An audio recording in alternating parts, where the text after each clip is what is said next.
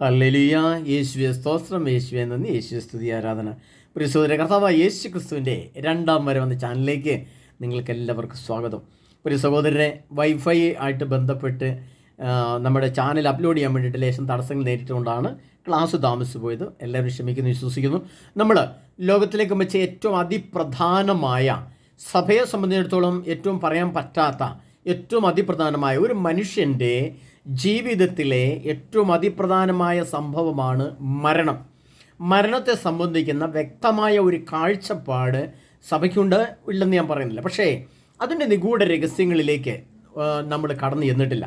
അങ്ങനെ നമ്മൾ കടന്നു ചെല്ലാതെ ഇരുന്ന കാലഘട്ടങ്ങളിലൊക്കെയാണ് നമുക്കിപ്പോൾ ഈ ഒരു ക്ലാസ് കിട്ടിക്കൊണ്ടിരിക്കുന്നത്. പ്രത്യേകിച്ചും ഇതാ വലിയ യുദ്ധം വരുന്നു എന്ന ക്ലാസ് ഞാൻ എടുത്തപ്പോഴാണ് അതിനെക്കുറിച്ച് ചോദിച്ചാണ് കുറേ ആൾക്കാർ റാപ്ചറിൻ്റെ ക്ലാസ് തരാമോ ബദ്രേ എന്ന് ചോദിച്ചു. അപ്പോൾ അങ്ങനെ റാപ്ചറിൻ്റെ ക്ലാസ്സിലേക്ക് നമ്മൾ വന്നു. അങ്ങനെ റാപ്ചറിൻ്റെ 4 ക്ലാസ് 5 ക്ലാസ് ഇട്ടു. അതുകൊണ്ട് ചേർന്ന് വന്നതായിരുന്നു മരണം. കാരണം റാപ്ചർ എന്ന് പറയുമ്പോൾ എടുക്കപ്പെടലിന് മേഘത്തിൽ സംഭവിക്കപ്പെടുന്നതിനെയാണ്, സംഭവിച്ച മേലേക്ക് എടുക്കപ്പെട്ട് കൊണ്ടുപോകുന്നതിനെയാണ് റാപ്ചർ എന്ന് പറയുന്നതെങ്കിൽ അതിന് മുമ്പും പിമ്പും മനുഷ്യന് മരണമാണുള്ളത്. അപ്പോൾ ഈ മരണത്തെ 4 രീതിയിൽ ദൈവം വിശുദ്ധ ഗ്രന്ഥത്തിൽ അടിസ്ഥാനപരമായിട്ട് എഴുതി വെച്ചിട്ടുണ്ടെന്നും അതെപ്രകാരമാണെന്നും നമ്മൾ മരണവും നിദ്രയും എന്ന ക്ലാസ്സിലൂടെ നമ്മൾ കേൾക്കുകയുണ്ടായി. എന്നാൽ പ്രിയ സഹോദരങ്ങളെ, അവിടെ നമ്മളൊരു അല്പം കൂടി മുന്നോട്ട് പോകേണ്ടതായിട്ടുണ്ട്. കാരണം നമ്മൾ 4 രീതിയിലുള്ള മരണം, അല്ലെങ്കിൽ കറക്റ്റ് പറഞ്ഞാൽ 5 രീതിയിലുള്ള മരണം എന്ന സത്യത്തെയും മരണത്തിന് മുമ്പുള്ള 4 രീതിയിലുള്ള ഈ ലോകത്തിലെ വേർപാടിനെ കുറിച്ച് നമ്മൾ കാണുകയുണ്ടായി. മരണവും നിദ്രയും എന്ന ക്ലാസ്സിൽ നമ്മൾ കാണുകയുണ്ടായി. അപ്പോൾ അവിടെ നമ്മൾ മനസ്സിലാക്കേണ്ട സത്യത്തെ നമ്മൾ മനസ്സിലാക്കി. ഇപ്പോൾ ഏത് രീതിയിലൊക്കെയാണ് നമ്മളിലേക്ക് ദൈവത്തിൻ്റെ ആത്മാവ് കടന്നു നമ്മളെ കൂട്ടിക്കൊണ്ടു പോകുന്നത് എന്നുള്ളതിനെ പറ്റി നമുക്കൊരു വ്യക്തമായ ധാരണ ഇപ്പോൾ കിട്ടിയിട്ടുണ്ടാവും. എന്നാൽ അതിനകത്തും വീണ്ടും ഒരു നിഗൂഢ രഹസ്യം സർവശക്തനായ ദൈവം ഒളിപ്പിച്ചു വെച്ചിട്ടുണ്ട്. അതുകൂടി നമ്മൾ അറിയുമ്പോഴാണ് നമ്മുടെ സന്തോഷം, അഥവാ ഈ ലോകത്തിലെ വേർപാട് കൊണ്ട് ദൈവം അർത്ഥമാക്കുന്ന നിഗൂഢ രഹസ്യങ്ങളെ ഞാൻ ഉൾക്കൊണ്ട് അതിൻ്റെ ഉള്ളിൽ കൂടി കയറി ചെന്ന് നിത്യജീവൻ്റെ നിഗൂഢതയിലേക്ക് നമ്മൾ കടന്നു ചെല്ലുന്ന ആ മഹത് സത്യത്തെ നമ്മൾ അതിൻ്റേതായ രീതിയിൽ നമ്മൾ മനസ്സിലാക്കുന്നത്. പ്രിയ സഹോദരരെ, നമ്മൾ കഴിഞ്ഞ പ്രാവശ്യം കണ്ടത് എങ്ങനെയായിരുന്നു എന്ന് ചോദിച്ചു കഴിഞ്ഞാൽ, നമ്മൾ 1 തെസ്സലോനിക്കർക്ക് ലേഖനം 4:17 തിരുവചനത്തിൽ അപ്പോൾ നമ്മിൽ അവശേഷിക്കുന്നവർ കർത്താവിനെ വരവേൽക്കാനായി വാനമേഘങ്ങളിൽ എടുക്കപ്പെടും എന്നുള്ളൊരു വചനമായിരുന്നു നമ്മൾ കണ്ടത്. അപ്പോൾ അതിനകത്തൊരു ഡേറ്റ് ഉണ്ട്. ഈ എല്ലാത്തിനകത്തും, ഈ വചനങ്ങളുടെ എല്ലാത്തിനകത്തും ഡേറ്റുകളുണ്ട്. നാം എപ്പോഴാണ് എങ്ങനെയാണ് മരിക്കേണ്ടത് എന്ന് വ്യക്തമായ ആ വചനത്തിൽ തന്നെ എൻ്റെ ടൈം അഥവാ ഡേറ്റ് അഥവാ എൻ്റെ കാലഘട്ടത്തെക്കുറിച്ച് വ്യക്തമായി എഴുതി വെച്ചിട്ടുണ്ട്. അതെൻ്റെ നിഗൂഢ രഹസ്യമാണ്. അതിൻ്റെ വെളിപ്പെടുത്തലിൽ കൂടെ മാത്രമേ നമുക്ക് ലഭിക്കുകയുള്ളൂ. നമ്മൾ വിചാരിക്കും നമ്മൾ ഈ ലോകത്ത് ഇങ്ങനെ ജനിച്ചു, നമ്മൾ യാദൃശ്ചികമായി ഇങ്ങനെ അങ്ങ് കടന്നു പോകുന്നു. അല്ല പ്രിയ സഹോദരങ്ങളെ, ഞാൻ ഒരിക്കൽ പറഞ്ഞു ജീവൻ്റെ വൃക്ഷത്തിൽ അവകാശം ലഭിക്കാൻ കവാടങ്ങൾ എങ്ങനെയാണ് ജീവൻ്റെ വൃക്ഷത്തിൽ നമുക്ക് അവകാശം ലഭിക്കുന്നത് എന്ന് ഞാൻ പറഞ്ഞു കഴിഞ്ഞു. ഒരു വീഡിയോ ഞാൻ ചെയ്തിട്ടുണ്ട്. കർത്താവ് തൻ്റെ ആത്മാവിനെ ഭൂമിയിലേക്ക്, അണ്ടത്തിലേക്കും ബീജത്തിലേക്കും പ്രവേശിപ്പിക്കുമ്പോൾ ആത്മാവും അണ്ടവും ബീജവും കൂടെ ഒന്നാകുന്ന ആ ത്രിത്വ സമ്മേളനത്തിലാണ് ഒരു മനുഷ്യൻ രൂപം പ്രാപിക്കുന്നതെന്നും എന്ന് ഞാൻ വ്യക്തമായി പറഞ്ഞു. അപ്പോൾ അതുകൊണ്ടാണ് യേശയ്യാപ്രവാചകന്റെ പുസ്തകത്തിലൊക്കെ പറയുന്നത്, നീ ഭൂമിയിൽ ജന്മം കൊള്ളുന്നതിന് മുമ്പേ ഞാൻ നിന്നെ അറിഞ്ഞു എന്നൊക്കെ കർത്താവ് പറയുന്നത്. നിന്നെക്കുറിച്ചൊരു പദ്ധതി എനിക്കുണ്ട് എന്നൊക്കെ പറയുന്നുണ്ട് കർത്താവ്. അതുപോലെ തന്നെ നിൻ്റെ തലമുടിയിലെ, നിൻ്റെ തലയിലെ ഒരു മുടിയിഴ പോലും അറിയുന്ന ഞാൻ കർത്താവ് പറയുമ്പോൾ, ഇതൊക്കെ ദൈവത്തിൻ്റെ ആത്മാവ് സ്വർഗത്തിൽ നിന്ന് ഭൂമിയിലേക്ക് വരുമ്പോൾ തന്നെ കർത്താവ് ഒരു വ്യക്തിയെക്കുറിച്ചുള്ള വ്യക്തമായ പദ്ധതികളും പ്ലാനുകളും അവൻ ഭൂമിയിൽ ചെയ്യേണ്ടതായ എല്ലാ കാര്യങ്ങളെക്കുറിച്ചും എഴുതി വെച്ചിട്ടുണ്ട്. അപ്പോൾ കർത്താവ് പറയുകയാണ്, അപ്പോൾ നമ്മിൽ അവശേഷിക്കുന്നവർ കർത്താവിനെ എതിരേൽക്കാനായി വാനമേഘങ്ങളിൽ എടുക്കപ്പെടും. അപ്പോൾ നമുക്ക് ചിന്തിച്ചേക്കാം, അത് ഈ റാപ്ചർ എന്ന വാക്കിനെ, റാപ്ചർ എന്ന ആ സംഭവത്തെ അനുബന്ധിച്ചുള്ള ക്ലാസ്സുകളിലേക്കാണ് ഞാൻ വരിക. അപ്പോൾ പ്രിയപ്പെട്ടവരെ, എപ്പോഴാണ് എടുക്കപ്പെടൽ എന്ന് നമ്മൾ ചിന്തിച്ചിട്ടുണ്ടോ? നമ്മളൊക്കെ വിചാരിക്കുന്നത് ഇന്നല്ല നാളെ നമ്മൾ മരിക്കും, അല്ല നമ്മൾ എടുക്കപ്പെടും എന്നൊക്കെ നമ്മൾ ചിന്തിക്കാറുണ്ട്. പക്ഷേ നമ്മൾ മനസ്സിലാക്കണം, റാപ്ചർ എന്നത് സംഭവിക്കുന്നത് 2033 യുഗാന്ത്യമാണ്. അതിനുശേഷം ഗോഗ് യുദ്ധം 45 ദിവസം സംഭവിക്കുന്നു, 1.5 മാസം. 2034 ജനുവരി 1 തീയതി മുതൽ 2034 ജനുവരി 1 മുതൽ 2004 ഫെബ്രുവരി 15 തീയതി വരെയുള്ള 45 ദിവസം, 1.5 മാസത്തെയാണ് ഗോഗ് യുദ്ധം എന്ന് പറയുന്നതും ഈ ബൈബിളിലെ ആർക്കും വെളിപ്പെട്ട് കിട്ടാത്തമായ നിഗൂഢ രഹസ്യവും എഴുതി വച്ചിരിക്കുന്നത്. ആ കാലഘട്ടം വരുമ്പോൾ അപ്പോൾ അപ്പോൾ മനുഷ്യപുത്രൻ വാനമേഘങ്ങളിൽ ആഗതനാകും എന്ന് എഴുതി വച്ചിട്ടുണ്ട്. സൂര്യനും ചന്ദ്രനും ഭൂമിയും ആ കാലത്തെ മഹാപീഡനങ്ങൾക്ക് ശേഷം പൊടുന്നനെ സൂര്യൻ ഇരുണ്ടുപോകും, നക്ഷത്രങ്ങൾ ആകാശം നിവധിക്കും, സൂര്യനും ചന്ദ്രനും ഭൂമിയും ഇരുണ്ടുപോയിക്കൊണ്ട് ആ വലിയ സംഭവം ഭൂമിയിൽ അരങ്ങേറുമ്പോൾ അപ്പോൾ മനുഷ്യപുത്രൻ പ്രത്യക്ഷപ്പെടുമ്പോഴാണ് വാനമേഘങ്ങളിൽ സംവഹിക്കപ്പെടുന്നത്. അപ്പോൾ പ്രിയ സഹോദരനെ, ആ നിമിഷം വരെ നമ്മിൽ അവശേഷിക്കാൻ വേണ്ടി കർത്താവ് കുറേ പേരെ വയ്ക്കുന്നുണ്ട്. അത് നമ്മൾ ഇന്ന് കാണുന്ന സാധാരണക്കാർ, വലിയ വാർക്ക വീടുകളില്ലാത്തവർ, വലിയ ജോലികളില്ലാത്തവർ, അമേരിക്കയിൽ നിന്നും കാനഡയിൽ നിന്നും പണമൊന്നും വരാത്തവർ, 2 നില വാർക്ക് വീടുകളില്ലാത്തവർ, ഒരു ചുരിദാർ പോലും ഇടാൻ പണമില്ലാത്തവർ, വാഹനമില്ലാത്തവർ, എല്ലാവരും അവഗണിക്കപ്പെട്ടവർ, സഭയ്ക്ക് വേണ്ടാത്തവർ, സഭയിലെ ഇടവകയിൽ ഏറ്റവും ദരിദ്രരായ ജനവിഭാഗങ്ങൾ, അതിൽ കർത്താവ് തിരഞ്ഞെടുത്ത് വിശുദ്ധിയോടെ കാത്തു സൂക്ഷിക്കുന്ന ധാരാളം സ്ത്രീകളെയും ധാരാളം പുരുഷന്മാരെയും ചില കുടുംബങ്ങളെയും ഒക്കെ എനിക്കറിയാം. അതുപോലെ തന്നെ പ്രിയപ്പെട്ടവരെ, നമ്മൾ വിചാരിക്കും ക്രിസ്ത്യാനികളായ നമ്മളാണ് ആദ്യമായിട്ട് സ്വർഗത്തിൽ പ്രവേശിക്കുക. അല്ല, നിങ്ങൾക്ക് മുമ്പേ സ്വർഗരാജ്യത്തിൽ പ്രവേശിക്കുന്ന ആരാണെന്ന് കർത്താവ് എഴുതി വച്ചിട്ടുണ്ട്.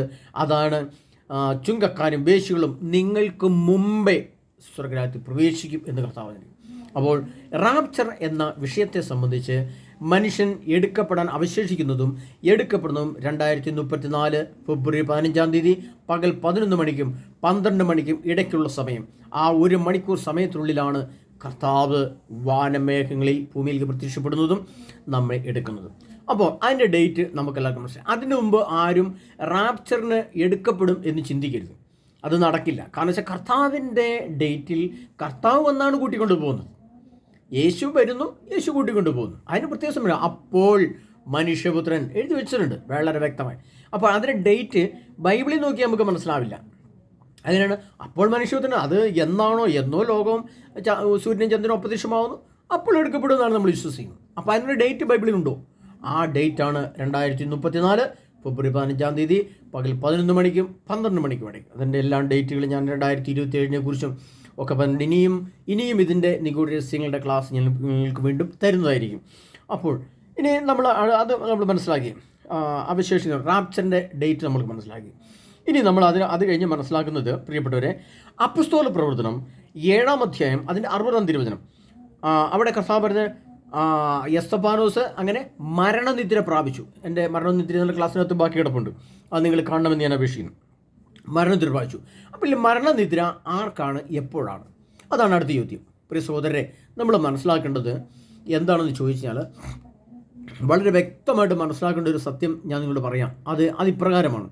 അതായത് ഈ മരണനിദ്ര എന്ന് വെച്ചാൽ നമുക്കറിയാം, നമ്മുടെ അലക്സാണ്ടർ ഗ്രഹാംസ്റ്റീൻ എന്നയാൾ ഓസ്ട്രേലിയൻ മിഷണറി ആയിരുന്നു. അദ്ദേഹം ആന്ധ്രാപ്രദേശിൽ വെച്ച് മറ്റുള്ള മനുഷ്യരാൽ വാഹനത്തിലിട്ട് ചുട്ടുകൊന്നു എന്നൊക്കെ നമ്മൾ കണ്ടതാണ്, കേട്ടതാണ്.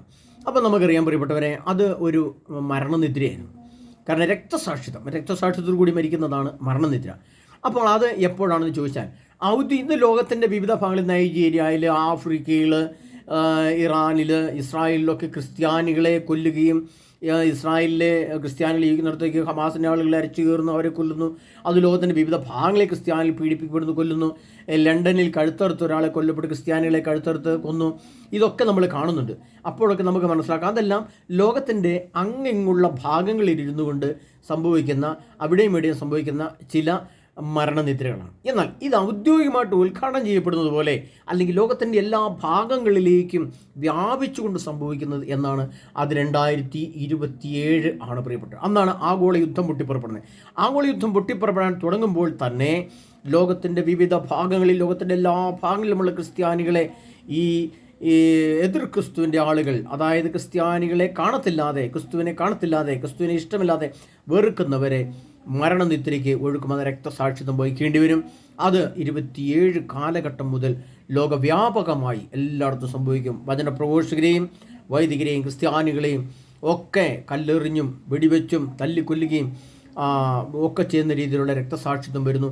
അത് 2027 മുതൽ പിന്നീട് യേശു ക്രിസ്തുവിൻ്റെ രണ്ടാമത്തെ വരവ് വരെയുള്ള എല്ലാ കാലങ്ങളും 7 വർഷക്കാലം, 7 വർഷത്തെ യുദ്ധമുണ്ടായിരിക്കുമെന്ന് എസ്.കെ. പ്രവാചകന്റെ പുസ്തകം ഇതിനു മുമ്പ് ഞാൻ ഡേറ്റ് പറഞ്ഞിട്ടുണ്ട്. അപ്പോൾ അതിൻ്റെ ഡേറ്റാണ് നമ്മൾ മനസ്സിലാക്കേണ്ടത്. 27 മുതൽ അനേകർ രക്തസാക്ഷ്യത്തിന് ഒരുങ്ങേണ്ടി വരും. രക്തസാക്ഷ്യത്തിന് ഒരുങ്ങാത്തവരെ തന്നെ അവർ ഭയന്നു മരിക്കും. അവരെ ഓടിച്ചിട്ട് കൊല്ലുന്ന അവസ്ഥയിലേക്ക് ലോകം വരും. അത് നമ്മൾ മനസ്സിലാക്കും. അപ്പോൾ അപ്പോസ്തല പ്രവർത്തനത്തിൻ്റെ മരണനിദ്ര എപ്പോൾ ആരംഭിക്കുന്ന ഡേറ്റും ഞാൻ നിങ്ങൾക്ക് അതിന് തന്നിരുന്നു.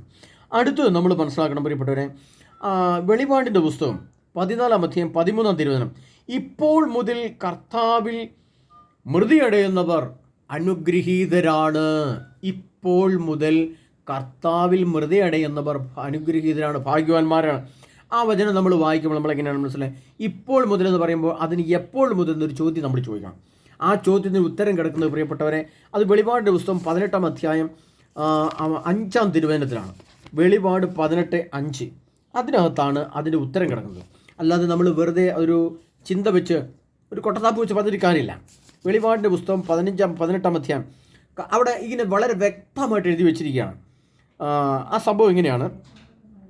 18-ാം അധ്യായം, വെളിപാട് 18-ാം അധ്യായം അതിൻ്റെ 5-ാം തിരുവചനം ഇങ്ങനെ പറയുന്നു, അവളുടെ മേൽ പതിച്ച മഹാമാരികൾ അവളെയും പിടികൂടും, അവളുടെ പാപങ്ങൾ ആകാശത്തോളം കൂമ്പാരം കൂടിയിരിക്കുന്നു. പ്രിയപ്പെട്ട സഹോദരങ്ങളെ, നമ്മൾ അതിൻ്റെ ഒരു നിഗൂഢ രഹസ്യമാണ് മനസ്സിലാക്കുന്നത്. ഈ സംഭവം ഇപ്പോൾ മുതൽ കർത്താവിൽ മൃതിയടയുന്നവർ, എപ്പോൾ മുതൽ കർത്താവിൽ മൃതിയടയുന്നവർ, അത് നമ്മൾ മനസ്സിലാക്കണം. അപ്പോൾ കർത്താവ് പറയാണ്, അവളുടെ പാപങ്ങൾ ആകാശത്തോളം കൂമ്പാരം കൂട്ടി വെച്ചിരിക്കുന്നു. ഏതാണ് ഈ പാപങ്ങൾ? പ്രിയ സഹോദരൻ, നമുക്കറിയാം ഈ ഏതാണ്ട് 50 വർഷങ്ങൾ 40-50 വർഷങ്ങൾക്ക് മുമ്പാണ് ടെലിവിഷൻ ആദ്യമായിട്ട് വരുന്നത്. ടെലിവിഷൻ നമ്മൾ അതിൻ്റെ ഇങ്ങനെ ഓരോ സ്വിച്ചുകൾ മാറ്റിക്കൊണ്ടായിരുന്നു ആദ്യമൊക്കെ നമ്മളതിൻ്റെ ചാനലിൽ കണ്ടുവരുന്നത്. പിന്നീട് റിമോട്ട് കൺട്രോളിൽ വന്നു. അപ്പോൾ റിമോട്ട് കൺട്രോൾ വെച്ച് നമ്മളിങ്ങനെ ഇങ്ങനെ ഞെക്കിക്കഴിഞ്ഞാൽ ഒരു ചാനൽ മാറി അടുത്ത ചാനൽ മാറി അടുത്ത ചാനൽ മാറി ഇങ്ങനെ വരും. അതുപോലെ നമ്മുടെ മൊബൈൽ ഫോണുകളിലേക്ക് വന്നപ്പോൾ അതിന് ടച്ച് മൊബൈൽ ഫോണുകൾ വന്നു. അപ്പോൾ നമുക്കറിയാം, നിങ്ങളുടെ മേലേക്ക് നമ്മളിങ്ങനെ തട്ടി ഓരോന്നിനിങ്ങനെ തള്ളി വിടുകയാണ്. അപ്പോൾ കർത്താവ് പറയുന്നത് അവളുടെ പാപങ്ങൾ ആകാശത്തോളം കൂമ്പാരം കൂട്ടി വെച്ചിരിക്കുന്നു പറഞ്ഞാൽ എന്താണ് അർത്ഥം? ഓരോ ചാനലുകളിലും ഇങ്ങനെ ഓരോ കാര്യങ്ങളിൽ കൂടി വെച്ചിരിക്കും. ഇതെല്ലാം എവിടെയാണ് ഇരിക്കുന്നത്? ആകാശത്തിൽ. ഇൻ്റർനെറ്റ് എന്ന് പറയുന്ന സംവിധാനം, അതായത് ഉപഗ്രഹങ്ങളിൽ അതിൻ്റെ വാർത്താവിനിമയ സംവിധാനങ്ങളിലെ വിവിധ ചാനലുകൾ, ആ ചാനലുകളിൽ ഇതിൻ്റെ എല്ലാ സംവിധാനങ്ങളും കൂട്ടിവെച്ചിരിക്കുന്നത്. ആകാശത്തോളം കൂമ്പാരം കൂട്ടി. ഇതും ഇങ്ങനെ ഒന്നിന് മുകളിൽ ലക്ഷക്കണക്കിന് കോടി ചാനലുകൾ ഇങ്ങനെ അടുക്കി ഒന്നിന് മേലെ. അപ്പോൾ ഞാനൊരു കാര്യം നിങ്ങളോട് ചോദിക്കുകയാണ് പ്രിയപ്പെട്ടവർ, ഇപ്പോൾ മുതലെന്ന് പറയുമ്പോൾ എപ്പോൾ മുതലാണ് നമ്മൾ മനസ്സിലാക്കേണ്ടത്? ഈ കർത്താവിൽ മൃതിയടയുന്ന ഇത് 2000 വർഷങ്ങൾക്ക് മുമ്പ് എഴുതി വെച്ച വചനമാണ്. അപ്പോൾ 2000 വർഷങ്ങൾക്ക് മുമ്പുള്ള എല്ലാ കാലഘട്ടങ്ങളിലും ഇപ്പോൾ മുതൽ മൃതിയടയെന്ന് പറഞ്ഞിട്ട് ആരെങ്കിലും മരിച്ചിട്ടുണ്ടോ? കർത്താവിൽ മൃതി അടഞ്ഞിട്ടുണ്ടോ? ഇല്ല. അതിൽ കർത്താവിൽ യേശുവിൽ നിദ്ര പ്രാപിച്ചവരാണ് രക്തസാക്ഷികളായിട്ടുള്ളവർ, അപ്പസ്തോലന്മാരും അതിനുശേഷം അനേകം ക്രിസ്ത്യാനികളും. ഇപ്പോൾ മുതൽ കർത്താവിൽ മൃതിയടയെന്ന് പറഞ്ഞാൽ ഈ AI റോബോട്ടുകൾ ഇന്ന് ലോകത്തിൽ മനുഷ്യന് മുമ്പിൽ കാണപ്പെടുവാനായ സാഹചര്യങ്ങൾ മുതൽ, അത് വെളിപാടിൻ്റെ പുസ്തകം 13-ാം അധ്യായത്തിൽ അവിടുന്ന് എഴുതി വെച്ചിട്ടുണ്ട്. ഏതാണ്? മൃഗത്തിൻ്റെ പ്രതിമയ്ക്ക് ജീവശ്വാസം നൽകാൻ അതിന് അനുവാദം നൽകപ്പെട്ടു. പ്രതിമയ്ക്ക് സംസാരശക്തി ലഭിക്കാനും പ്രതിമയെ ആരാധിക്കാത്തവരെ കൊല്ലിക്കാനും വേണ്ടിയായിരുന്നു ഇത്. പ്രതിമ സംസാരിക്കുമോ? നമുക്കറിയാം, അതാണ് AI റോബോട്ടുകൾ. സംസാരിക്കുന്ന റോബോട്ടുകൾ, നടക്കുന്ന റോബോട്ടുകൾ, ഇരിക്കുന്ന റോബോട്ടുകൾ, ജോലി ചെയ്യുന്ന റോബോട്ടുകൾ, അതിൻ്റെ സ്ത്രീ രൂപവും പുരുഷ രൂപവും, മനുഷ്യന് സെക്സ് ചെയ്യാൻ വേണ്ടി പോലും ലോകത്ത് ഇത്തരത്തിലുള്ള റോബോട്ടുകൾ സൃഷ്ടിക്കപ്പെട്ടിരിക്കുന്നു എന്ന് പറയുമ്പോൾ, ഈ റോബോട്ടുകൾ ഭൂമിയിൽ നിർമ്മിച്ച് അതിൻ്റെ വിപണനവും ഉദ്ഘാടനവും അതിൻ്റെ ഉപയോഗവും എന്ന് ആരംഭിച്ചോ ആ ഡേറ്റ്, അത് ചിലപ്പോൾ 4 വർഷം മുമ്പായിരിക്കാം, 5 വർഷം മുമ്പായിരിക്കാം, അല്ലെങ്കിൽ ഒരു 10 വർഷം മുമ്പായിരിക്കാം. ആ കാലഘട്ടങ്ങൾ മുതൽ ഉള്ള കാലഘട്ടങ്ങളിലാണ് കർത്താവ് പറഞ്ഞത് ഇപ്പോൾ മുതൽ. പ്രിയ സഹോദരങ്ങളെ, നമ്മൾ മനസ്സിലാക്കണം, എല്ലാ വചനത്തിനും എൻ്റെ ഡേറ്റും കാലഘട്ടമുണ്ട്.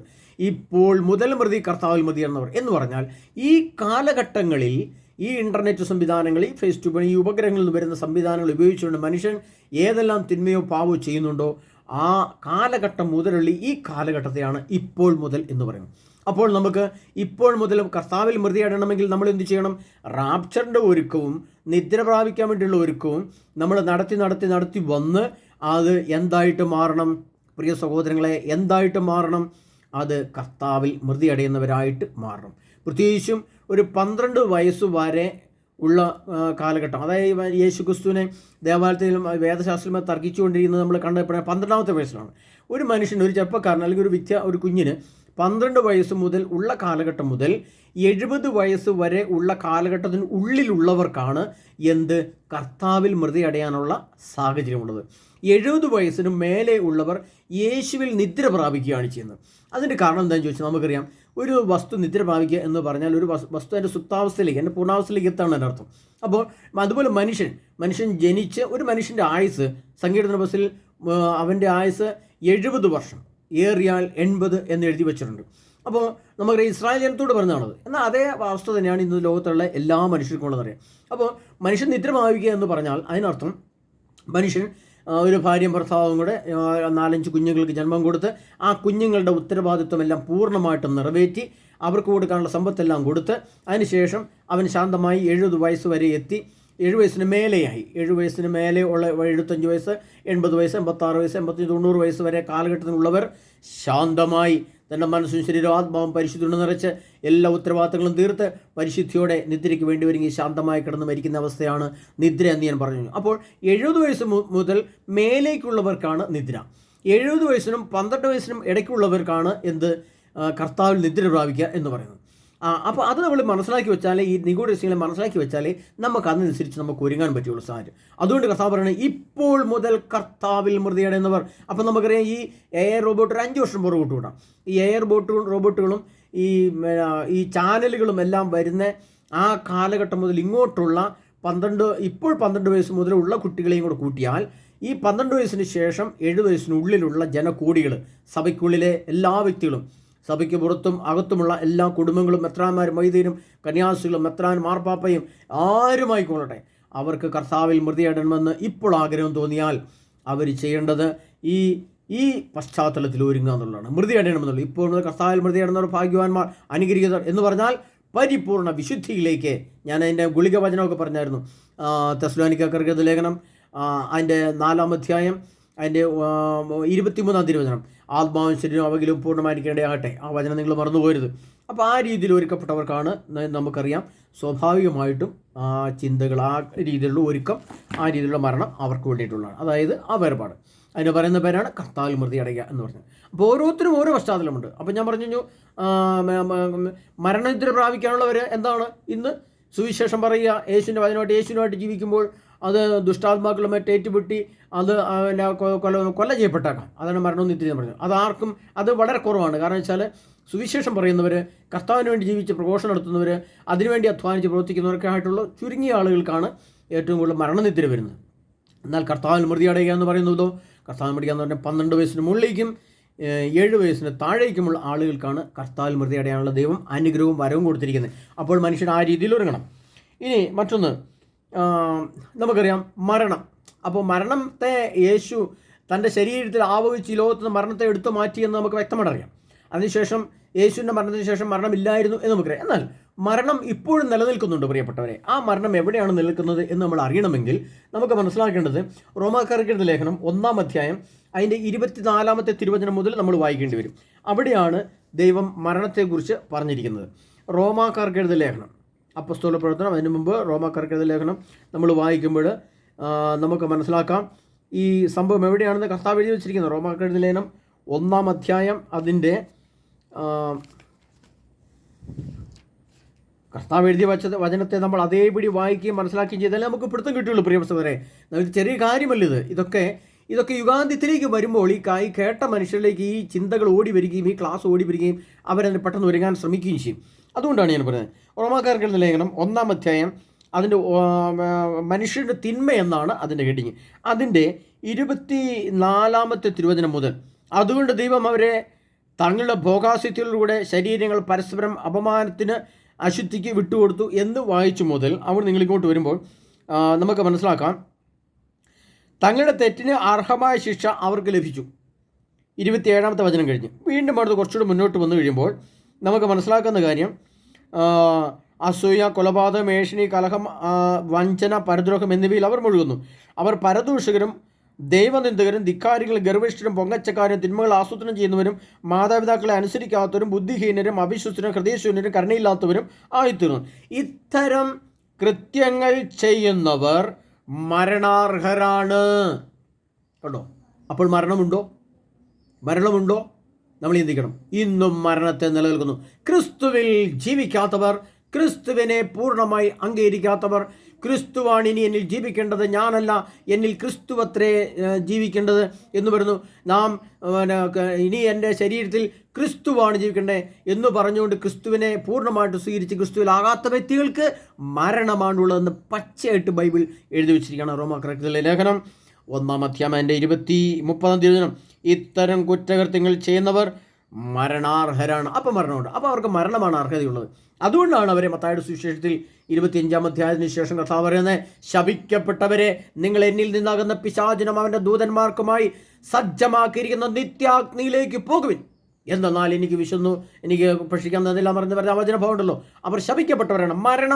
മരണശരീരമുള്ളവർ, അതായത് ഇന്ന് പറഞ്ഞാൽ മദ്യം കഴിക്കുന്നവർ, പുകവലിക്കുന്നവർ, വീടി വലിക്കുന്നവർ, പാൻപരാഗ് ഉപയോഗിക്കുന്നവർ, മുറുക്കുന്നവർ, സിനിമ കാണുന്നവർ, സീരിയൽ കാണുന്നവർ, ബ്ലൂ ഫിലിം കാണുന്നവർ, ബ്ലാക്ക് മാസ് നോക്കുന്നവർ, സീരിയൽ 2 നില വാർക്ക് ഉപയോഗിക്കുന്നവർ, ചുരിദാർ ഉപയോഗിക്കുന്നവർ, ബർബിഡോ ഉപയോഗിക്കുന്നവർ, താടി പ്രത്യേക രീതിയിൽ ഉപയോഗിക്കുന്നവർ, ചെന്നി മണ്ടെന്നതിന് കാറ്റിൽ പുറത്തും പ്രത്യേക രീതിയിൽ മുടി വെട്ടുന്നവർ, സഭയിൽ തെറ്റായ രീതിയിലുള്ള മയിലിൻ്റെ ചിഹ്നം ഉപയോഗിക്കുന്നവർ, കൊടിമരത്തെ ബഹുമാനിക്കുന്നവർ, നമുക്കറിയാം ശബരിമല പോലെ കൊടിമരം വെക്കുന്നവർ, നിലവിളക്ക് ഉപയോഗിക്കുന്നവർ, ഇവരെല്ലാം ഈ കോഴി പെരുന്നാൾ നടത്തുന്നവർ, രാക്കുളി തിരുനാൾ നടത്തുന്നവർ, ഇന്ന് സഭയിൽ തല്ലുകൂടുന്നവർ, അവർക്കെല്ലാം എന്താണുള്ളത്? ശപിക്കപ്പെട്ടവരാണ്, അവർക്ക് മരണമാണുള്ളത്. അപ്പോൾ സഭയിൽ നിന്ന് മരണം നീക്കം ചെയ്തിട്ടുണ്ടോ? ഇല്ല. എന്നാൽ ബൈബിളിൽ നിന്നും നീക്കം ചെയ്യപ്പെട്ടിട്ടുണ്ട്. യേശുവിൽ നിന്നും, യേശുവിനോട് ചേർന്ന് ജീവിക്കുന്നവർക്ക് മരണമില്ല. അവരിൽ നിന്ന് മരണം എടുത്ത് മാറ്റപ്പെട്ട് കഴിഞ്ഞു. എന്നാൽ സഭയിൽ ജീവിക്കുന്നവർക്ക് മരണമുണ്ട്. അത് നിങ്ങൾ തിരിച്ചറിയുന്നത് കൂടെ രഹസ്യമാണ്. കത്തോലിക്ക സഭയിൽ ഇന്നത്തെ അവസ്ഥയിൽ, പ്രത്യേകിച്ചും ഇനി ഇതിൻ്റെ ഒരു ക്ലാസ് കൂടെ ഞാൻ നിങ്ങൾക്ക് ഇട്ടുതരാം. മരണത്തിൻ്റെ ക്ലാസ്സുകളെ കുറിച്ച് ഒരു മരണം കൂടി ഇട്ടുതരാം. എങ്ങനെയാണ് സഭയിൽ മരണം അതിജീവനം നടത്തുന്നത്, ക്രിസ്ത്യാനികളെ തോൽപ്പിച്ചുകൊണ്ട് മരണത്തെ വീണ്ടും പുനഃസ്ഥാപിക്കപ്പെടുന്നത് എങ്ങനെയാണെന്ന് വിശുദ്ധനിൽ 13-ാം അധ്യായത്തിൽ വളരെ വ്യക്തമായിട്ട് പറയുന്നത്. അത് ഞാൻ അടുത്ത ടോപ്പിക്കായിട്ട് ഇട്ടുതരാം. അപ്പോൾ നമുക്ക് മനസ്സിലാക്കേണ്ടത്, പ്രിയപ്പെട്ടവരെ, മരണത്തിന് ഡേറ്റ് ഉണ്ട്. അതായത് ഈ പറഞ്ഞ നിദ്ര പ്രാപിക്കാത്തവർക്ക്, മരണനിദ്ര പ്രാപിക്കാത്തവർക്ക്, റാപ്ചർ ചെയ്യപ്പെടാത്തവർക്ക്, കർത്താവിൽ മൃതി അടയാത്തവർക്ക്, ഈ 4 ഗണത്തിലും പെടാത്തവർക്ക് ഉള്ളതാണ് മരണം. അത് ശപിക്കപ്പെട്ടവരാണ്, അവർക്ക് നിത്യാഗ്നിയാണ്.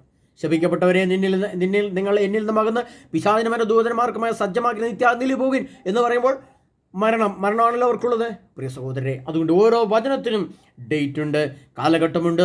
ഓരോ വ്യക്തിയും കർത്താവ് ഈ രീതിയിൽ തിരഞ്ഞെടുത്തുകൊണ്ടിരിക്കും. അതിനിഗൂഢമായ ദിവ്യ രഹസ്യങ്ങളാണ് വിശുദ്ധ ഗ്രന്ഥത്തിൽ എഴുതപ്പെട്ടിരിക്കുന്ന നിഗൂഢ രഹസ്യങ്ങളാണ്. ഇതൊന്നും വിശുദ്ധ ഗ്രന്ഥത്തിൽ പെട്ടെന്ന് നോക്കിയാൽ ആർക്കും കണ്ടുപിടിക്കാൻ പറ്റില്ല. പക്ഷേ ഇതൊക്കെ ഈ രീതിയിലൊക്കെ പറയപ്പെടാൻ കഴിവുള്ള വ്യക്തിയിൽ കൂടെ കർത്താവ് സംസാരിക്കും. പ്രിയ സഹോദരങ്ങളെ, അതുകൊണ്ട് മരണത്തെ ഈ രീതിയിൽ, എനിക്ക് നിദ്ര വേണോ, മരണനിദ്ര വേണോ, അതോ എനിക്ക് റാപ്ചറാണോ വേണ്ടത്, അതോ എനിക്ക് ഇപ്പോൾ കർത്താവിൽ മൃതിയടയണമോ, ഏത് രീതിയിലാണ് ഞാൻ ഈ ലോകത്ത് നിന്ന് എൻ്റെ യേശു ക്രിസ്തുവിൻ്റെ നാമത്തിൽ സ്വർഗീയ മഹത്വത്തിലേക്ക് പ്രവേശിക്കേണ്ടത് എന്ന് ഇപ്പോൾ തീരുമാനിച്ചു വെച്ചു പ്രിയപ്പെട്ടവരെ. കാരണം ഇതാ ലോകം അന്ത്യത്തിലേക്ക് അടുത്തു വരുന്ന യുദ്ധങ്ങൾ ആരംഭിച്ചു കഴിഞ്ഞു. ഇസ്രായേലിനെതിരെയുള്ള യുദ്ധം ഇവിടെ തീരെയില്ല പ്രിയ സഹോദരങ്ങളെ. അതിൻ്റെ അടുത്ത ഘട്ടത്തിലേക്ക് കടക്കും. അങ്ങനെ 2027 അത് ആഗോള യുദ്ധത്തിലേക്ക് പ്രവേശിക്കും. ആഗോള യുദ്ധം 7 വർഷത്തെ യുദ്ധമാണ്. 7 വർഷത്തെ യുദ്ധം 2033 അവസാനിക്കുമ്പോൾ അതിനുശേഷം പിന്നെ വരുന്നത് 2024 ഫെബ്രുവരി 15-ാം തീയതി വരെയുള്ള 45 ദിവസം എന്താണ്? ഗോഗമാഗോ യുദ്ധത്തോടുകൂടി ലോകം, സൂര്യനും ചന്ദ്രനും ഭൂമിയും അപ്രത്യക്ഷമാകുന്ന ആ വലിയ സംഭവം, ലോകം കണ്ടിട്ടില്ലാത്ത ആ വലിയ സംഭവം നടക്കുകയാണ്. അതുകൊണ്ട് ഏത് രീതിയിലാണ് എൻ്റെ ശരീരത്തെ, എൻ്റെ മനസ്സിനെ, ശരീരത്തെ, ആത്മാവിനെ ഞാൻ ഈ ലോകത്ത് നിന്ന് ഏത് രീതിയിൽ ജീവിച്ച് കടന്നു പോകണമെന്ന് ഇപ്പോൾ തീരുമാനിക്കും. അതുകൊണ്ടാണ് ഞാൻ ഡേറ്റ് വെച്ചും അതിൻ്റെ പശ്ചാത്തലം വെച്ചും അതിൻ്റെ സാഹചര്യം വെച്ചും 4 വിധ മരണത്തെക്കുറിച്ച് നിങ്ങൾക്ക് വെളിപ്പെടുത്തി തന്നിരിക്കുന്നത്. ഇതൊക്കെ നിഗൂഢ രഹസ്യങ്ങളുടെ വെളിപ്പെടുത്തലാണ് പ്രിയ സഹോദരങ്ങളെ. അതിനാൽ കർത്താവ് യേശു ക്രിസ്തു നമ്മെ എല്ലാവരും സമൃദ്ധമായി അനുഗ്രഹിക്കട്ടെ. ഇനി നിങ്ങൾക്കിത് ഞാൻ പറഞ്ഞുതരാം. ഇതിൻ്റെ ഒരു ക്ലാസ് കൂടി ഇതിൻ്റെ പുറകെ നിങ്ങൾക്ക് തരും. ഈ ഒരു ക്ലാസ് കഴിഞ്ഞിട്ട് ഞാൻ അടുത്ത ക്ലാസ് ഇട്ട് തരാം. അത് എന്താണെന്ന് ചോദിച്ചാൽ, ഈ സംഭവങ്ങളൊക്കെ ഇപ്പോൾ ഏത് ലക്ഷണത്തിൽ എത്തപ്പെട്ടിരിക്കുന്നു, ഈ കാര്യങ്ങളൊക്കെ ഏത് ലക്ഷണത്തിൽ കർത്താവ് എത്തപ്പെട്ടിരിക്കും, അത് നമ്മൾ മനസ്സിലാക്കണമെങ്കിൽ നമ്മൾ മത്തായിയുടെ സുവിശേഷം 24-ാം അധ്യായത്തിൽ പറഞ്ഞിട്ടുള്ള കർത്താവ് ഒരു വലിയ നിഗൂഢ രഹസ്യം വചനം നമ്മൾ മനസ്സിലാക്കണം. ഈ പശ്ചാത്തലത്തിൽ ഇപ്പോഴെവിടെ എത്തിയിരിക്കുന്നു? അത് കർത്താവ് പറയുന്നു, അവളുടെ പാവങ്ങൾ ആകാശത്തോളം കുമാരൻ കൂട്ടിയിരിക്കുന്നു എന്ന് പറഞ്ഞ ആ സാഹചര്യമുണ്ടല്ലോ.